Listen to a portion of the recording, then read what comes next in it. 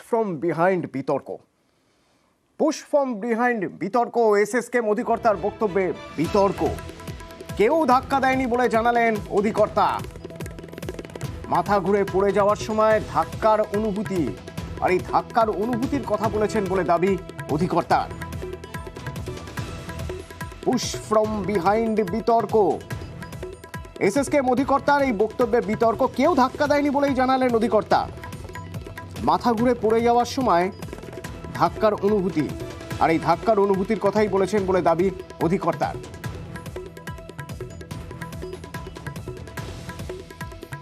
গতকাল কি বলেছিলেন এসএসকে অধিকর্তা Manimoy Bandyopadhyay? Honorable Chief Minister of West Bengal, Mamata Banerjee, reported to our hospital with a history of fall within the vicinity of our home due to some push from behind. 3 stitches has been applied on forehead and 1 on nose and required dressing was done. আমার সঙ্গে রয়েছেন প্রতিনিধি মৈত্রী। এই ব্যাখ্যা কেন দিতে হলো? গতকাল এসএসকে অধিকর্তার বক্তব্যের কোন জায়গায় বিভ্রান্তি ছড়ায়? দেখুন, যেটা মূল পরিস্থিতি তৈরি হয় যেখানে যখন তিনি একেবারে এই শব্দটি ব্যবহার করেন পুশ ফ্রম বিহাইন্ড, এবং সেখানেই কিন্তু মানুষের মনে একটা প্রশ্ন জাগে যে মুখ্যমন্ত্রী মমতা বন্দ্যোপাধ্যায়কে কে ধাক্কা দিয়েছিল, এবং তার এক্স্যাক্টলি শব্দ ছিল যে পুশ ফ্রম বিহাইন্ড, এবং তার জন্যই তিনি পড়ে যান। পরে কিন্তু তার ব্যাখ্যা দিয়ে মণিময় বন্দ্যোপাধ্যায় তিনি যেটা জানিয়েছেন যে তার মানে ফিজিক্যালি কেউ পুশ করেনি, অর্থাৎ শারীরিকভাবে কেউ ধাক্কা দেয়নি। তিনি অনুভব করেছেন যে কোনো একটা ধাক্কা দেওয়ার মতো সেন্সেশন বা যাকে বলে তাল খেয়ে যাওয়া, বা অনেক সময় হয় যেটা মনে হলো যে পেছন থেকে কেউ একটা জোরে ধাক্কা দিল, কিন্তু তার মানে এটা নয় যে ফিজিক্যালি কেউ ধাক্কা দিয়েছে। সেই জায়গাটা কিন্তু ক্ল্যারিফাই করেছেন মণিময় বন্দ্যোপাধ্যায়। ধন্যবাদ মৈত্রী। অর্থাৎ একটা অনুভূতির কথা বলেছেন অধিকর্তা, এসএসকেএম অধিকর্তা মণিময় বন্দ্যোপাধ্যায় একটা অনুভূতির কথা বলেছেন যে অনুভূতি মনে হচ্ছে যে কেউ ধাক্কা দিয়েছে, মাথা ঘুরে পড়ে যাওয়ার সময় এরকম অনুভূতি হয়েছে, যে অনুভূতির কথা বলেছেন বলে দাবি করছেন অধিকর্তা।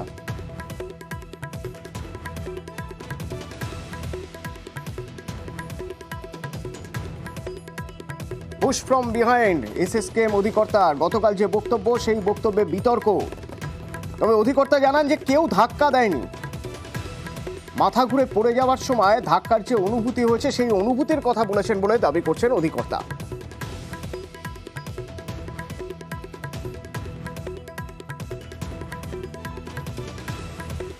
পড়ে গিয়ে আঘাত পেয়েছেন, কেমন রয়েছেন কপালে নাকে, গুরুতর চোট রয়েছে মমতা বন্দ্যোপাধ্যায়ের। তড়িঘড়ি নিয়ে যাওয়া হয়েছিল এসএসকেএমে গতকাল, এবং তারপর কপালে 4টি স্টিচ হয়, তার CT scan, ECG, Doppler test হয়। আপাতত বাড়িতে বিশ্রামে মমতা বন্দ্যোপাধ্যায়।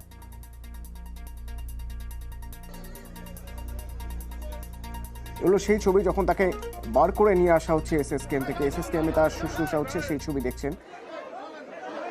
তড়িঘড়ি তাকে এসএসকেএমে নিয়ে যাওয়া হয়েছিল, এবং 4টি স্টিচ হয় তার কপালে আর নাকে, গুরুতর চোট ছিল। সঙ্গে সঙ্গে সিটি স্ক্যান করানো হয়, ইসিজি হয়, ডপলার টেস্ট হয়। আপাতত বাড়িতেই রয়েছেন বিশ্রামে মমতা বন্দ্যোপাধ্যায়। ওঙ্কার প্রতিনিধি আমার সঙ্গে সরাসরি রয়েছেন। ওঙ্কার, কেমন রয়েছেন তিনি?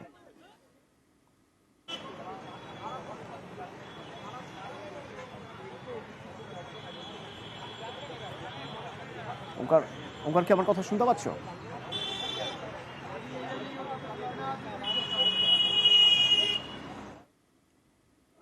না, ওঙ্কারের সঙ্গে যোগাযোগ করবো। কালীঘাট থেকে ওঙ্কার রয়েছেন, বাড়িতেই রয়েছেন, আপাতত বিশ্রামে রয়েছেন মমতা বন্দ্যোপাধ্যায়। রাতেই তাকে বাড়িতে নিয়ে যাওয়া হয়, বাড়িতে ফেরেন, বিশ্রামে থাকার পরামর্শ দিয়েছেন চিকিৎসকরা। রাতে দুধ বিস্কুট খেয়েছেন। আজ সকালে কি খবর পাচ্ছি ভিতর থেকে? কালীঘাট থেকে ওঙ্কার প্রতিনিধি আমার সঙ্গে রয়েছেন। ওঙ্কার, কি জানতে পারছি?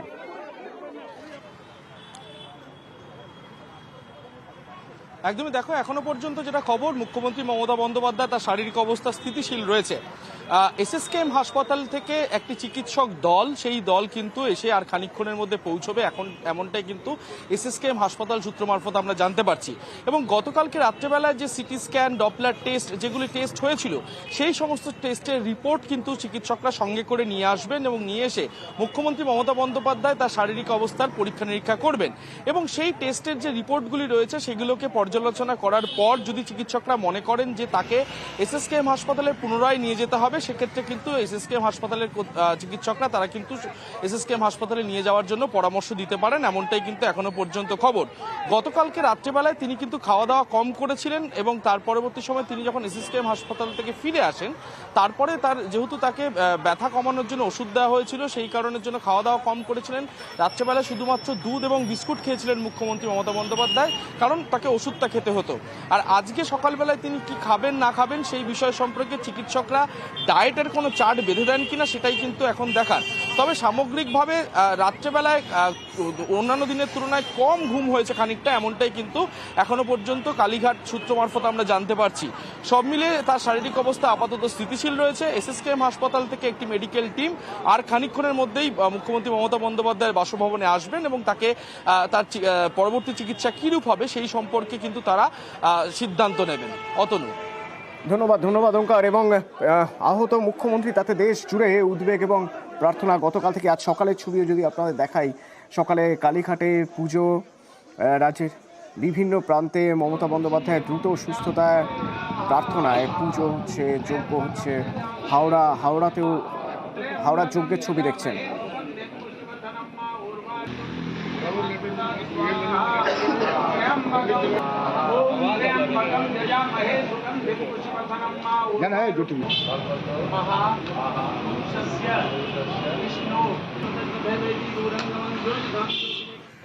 আর কালীঘাটে পুজো দিয়ে কিছু মানুষ চলে এসেছেন সাত সকালে মুখ্যমন্ত্রীর বাড়ির সামনে। তারা অপেক্ষা করেছিলেন যে কালীঘাটে পুজো দিয়ে সেই পুজোর প্রসাদী ফুল তারা দেবেন।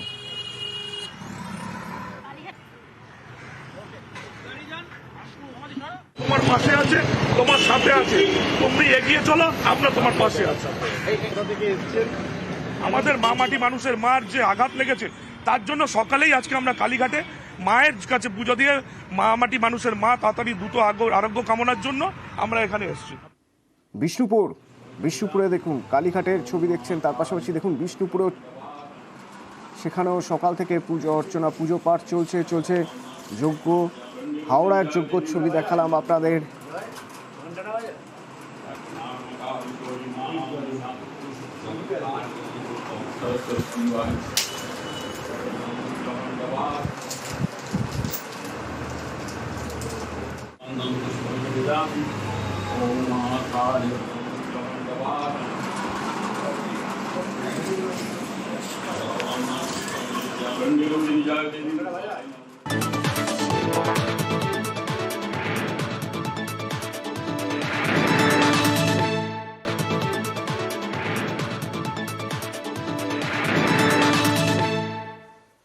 কলকাতা মেট্রোর নতুন ইতিহাস রচনা হলো আজ।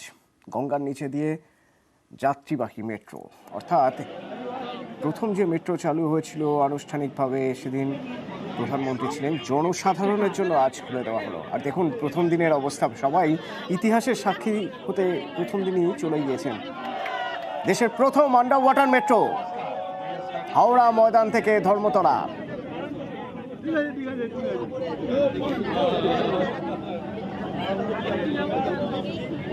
দেখুন টানেলের ছবি তুলছেন অনেকে মেট্রোর ভিতর থেকে, অর্থাৎ যে সময় সেই নীল আলো জ্বলে উঠবে, যখন গঙ্গার নিচ দিয়ে যতটুকু সেই রাস্তাটুকু নীল আলো জ্বলবে টানেলের মধ্যে।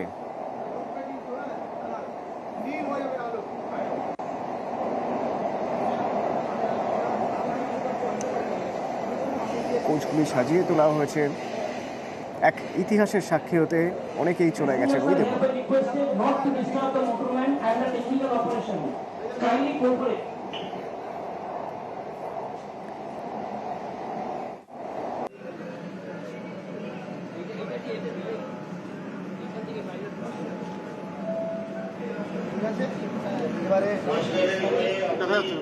এসপ্ল্যানেড থেকে হাওড়া ময়দান মাত্র 4টে স্টেশন, আর তার মাঝেই 520 মিটার গঙ্গার নিচে দিয়ে যাওয়া, মাত্র 46 সেকেন্ড। আর এই 46 সেকেন্ডের অমোঘ আকর্ষণেই প্রথম দিন মেট্রোয় ভিড়, গঙ্গার তলা দিয়ে মেট্রো, সেই আকর্ষণেই যাত্রীদের ভিড়। ক্যামেরা পিন্টু সরকারের সঙ্গে দেবাশিস ও বিশ্বজিৎ, নিউজ 18 বাংলা। একদম ঘুম হয়নি, সারা রাত জাগা, অসাধারণ অভিজ্ঞতা। আর এটা দেশের মধ্যে যেহেতু প্রথম, বিশাল ব্যাপার। মানে মনেই হলো না আমরা এত হইচই করেছি, এত চিৎকার চেঁচামেচি করেছি, বাস হয়ে গেল। 2 মিনিটের মধ্যে ঢুকে গেছি, মানে 2 মিনিটে ম্যাগি হয় না, আমরা চলে এলাম গঙ্গা ক্রস করে। পুরো ভাবা যায়, দারুণ। এটা মানে কোনো কিছু ভাবা যায় না যে আমাদের সাইন্টিফিক এতটা এগিয়ে গেছে, আমরা গঙ্গার নিচ দিয়ে যাচ্ছি। আমরা সবসময় ওপর দিয়ে গেছি, দেখেছি, কিন্তু গঙ্গার নিচ দিয়ে একদম মানে পুরোপুরি আলাদাই অনুভূতি। আর এই মেট্রো প্রথম গঙ্গার নিচ দিয়ে মেট্রো যিনি চালালেন, তার অভিজ্ঞতা কিরকম? এখানে যে টেকনোলজি চলছে এটা হচ্ছে মানে ইন্ডিয়ার তথা এশিয়ার সবচেয়ে লেটেস্ট টেকনোলজি। ড্রাইভার থেকে শুরু করে যারা অপারেশনে আছে প্রত্যেকের এটা প্রচুর মানে হাই স্কিল এফিসিয়েন্সি ছাড়া এইসব মেনটেন্যান্স বা চালানো সম্ভব নয়। আমাদের পশ্চিমবঙ্গবাসী খুব গর্বিত যে এই সমস্ত সুযোগ সুবিধা পাচ্ছে। ইতিহাসের সাক্ষী হলেন তিনি, ইতিহাসের পাতায় নাম লেখা থাকবে। গঙ্গার নিচ দিয়ে প্রথম যে মেট্রো জনসাধারণের জন্য চলল সেটা চালালেন উনি। তো এই দিনের সাক্ষী থাকতে তার পরিবারও ট্রেনে পৌঁছেছিলেন।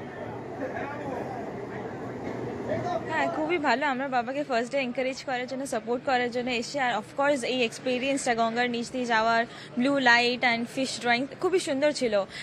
ফার্স্ট টাইম যখন গেলাম সব প্যাসেঞ্জার্সদের এক্সাইটমেন্ট খুবই হাই লেভেলের ছিল, অ্যান্ড এটা আমাদের জন্য proud moment of course, as well as এটা ইন্ডিয়ান গভর্নমেন্ট, ইন্ডিয়ান মেট্রো রেলওয়েজের জন্য লাইক ওদেরকে credit and hats off to them.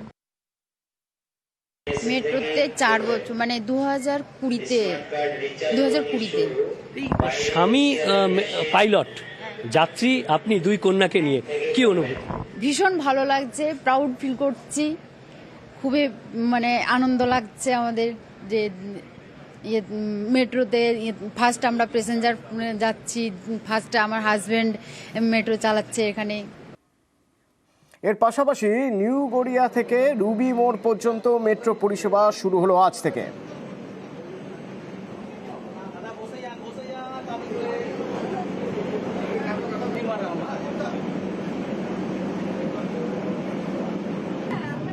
Kolkata মেট্রোর নয়া সংযোজন, নিউ গড়িয়া থেকে রুবি পর্যন্ত অরেঞ্জ লাইনে শুরু হলো মেট্রো পরিষেবা। আজ থেকে জনসাধারণের জন্য এই পরিষেবা খুলে দেওয়া হলো। প্রত্যেক দিন আপে 24টি এবং ডাউনে 24টি, মোট 48টি ট্রেন চলাচল করবে। এবং এই যে রাস্তায় জ্যাম কার্যত এড়ানোর জন্য মেট্রো পরিষেবাকে বেছে নিচ্ছে এলাকার বাসিন্দারা। এবং শহরে একের পর এক মেট্রো রুট তৈরি হওয়ার ক্ষেত্রে যে একটা আনন্দের বিষয় এবং গর্বের বিষয়, তারই প্রতিফলিত দেখা যাচ্ছে যাত্রীদের চোখে মুখে। ক্যামেরা সুবিধা হবে, কিন্তু এখনো তো পুরোটা শুরু হয়নি মানে টাইমের কথা বলছে, এখন বিকেল পর্যন্ত চলবে। সন্ধ্যাবেলায় মূলত জ্যামটা হয় বেশি রুবি থেকে, সেটা হলে সুবিধা হবে। কারণ বাসে ভীষণ কষ্ট হয়, মানে যারা ডেলি প্যাসেঞ্জার যাতায়াত করেন, টাইমটা যত তাড়াতাড়ি হয় আর কি। ভীষণ গর্বের, আনন্দের শুধু নয়, ভীষণ গর্বের। ভীষণ এক্সাইটেড, মানে যার জন্য সকাল সকাল ছেলেকে ঘুম থেকে তুলে নিয়ে চলে এসেছি এই মেট্রো চাপবো বলে। অনেকটাই সুবিধা হবে, সময় কম লাগবে, আমাদের যাতায়াতে অনেক সুবিধা হয়ে যাবে তখন। কাল 7:30 থেকে এখানে চলে এসেছি। প্রথম মেট্রো চলবে বলে খুবই সুবিধা হবে, কারণ যেটা আমাদের বাসে বাদুরঝোলা যেতে হতো সেটা ইজিলি আমরা মেট্রোতে comfortable journey in limited time. First হতে হবে, শিয়ালদায় ফার্স্ট ছিলাম, জোগাতে ফার্স্ট ছিলাম, গড়িয়ারটাতেও ফার্স্ট হতে হবে। ভোট আসছে, পারদ চড়ছে, ভোট প্রচার শুরু হয়ে গিয়েছে। প্রচারে অভিষেক বন্দ্যোপাধ্যায় ময়নাগুড়িতে সভা করেন তৃণমূলের সর্বভারতীয় সাধারণ সম্পাদক গতকাল, এবং কেন্দ্রীয় বঞ্চনার অভিযোগে সুর চড়ান। বলেন মে মাসেই মোদী সরকারের বিসর্জন। খুঁটি পুজোটা আজকে করে দিয়ে গেলাম, বিসর্জনটা জুন মাসের আগে মে মাসের শেষ সপ্তাহে করে দেব। আমি বিজেপিকে, প্রধানমন্ত্রীকে চ্যালেঞ্জ করেছি, 3 বছরে আপনি বাংলায় হেরে যাওয়ার পর যদি 10 পয়সার হিসাব প্রমাণ করতে পারেন যে দিয়েছেন আবাসে আর মানরেগা 100 দিনের কাজে, আমি রাজনীতি থেকে চিরতরে বিদায় নেবো, এত বড় কথা আপনাদের বলে দিয়ে যাচ্ছি। লোকসভা ভোটের প্রচার, উত্তরবঙ্গে অভিষেক বন্দ্যোপাধ্যায় বৃহস্পতিবার সভা করেন জলপাইগুড়ি ময়নাগুড়িতে। মোদী সরকারের বিরুদ্ধে সুর চড়ান। তার আগে এদিন সোশ্যাল মিডিয়ায় বিজেপির বিরুদ্ধে সরব হন তৃণমূলের সর্বভারতীয় সাধারণ সম্পাদক। এক্স হ্যান্ডেলে লেখেন, জনগণের টাকায় মিথ্যাচার করছে বিজেপি। আমার সঙ্গে বিতর্কে অংশ নেওয়ার জন্য বিজেপি নেতৃত্বকে চ্যালেঞ্জ করছি।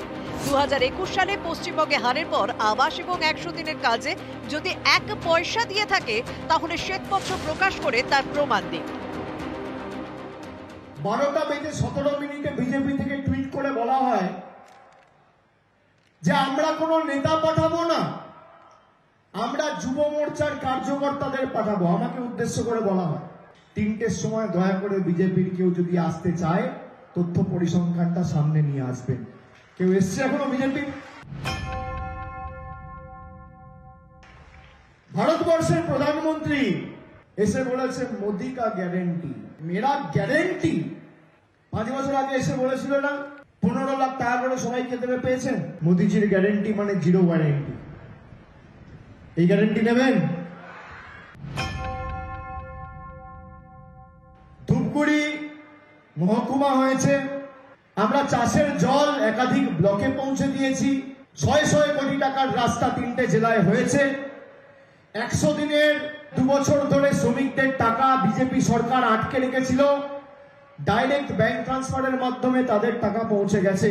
500 টাকার জায়গায় মাসে 1000 টাকা, বছরে 12,000 টাকা লক্ষ্মীর ভান্ডার পাবে। কথা দিয়ে কথা রাখার নাম তৃণমূল কংগ্রেস। মোদিজির গ্যারেন্টি মানে জিরো ওয়ারেন্টি, আর দিদির গ্যারেন্টি মানে লাইফ টাইম গ্যারেন্টি। আপনি জিরো গ্যারেন্টি নেবেন না লাইফ টাইম গ্যারেন্টি নেবেন, সিদ্ধান্ত আপনার। কয়েকদিন আগে শিলিগুড়িতে সভা করেন নরেন্দ্র মোদী। দুর্নীতির অভিযোগে শান দিয়ে আক্রমণ করেন তৃণমূলকে। এদিন ময়নাগুড়ি থেকে পাল্টা সুর চড়ান তৃণমূলের সর্বভারতীয় সাধারণ সম্পাদক অভিষেক বন্দ্যোপাধ্যায়। নিউজ 18 বাংলা।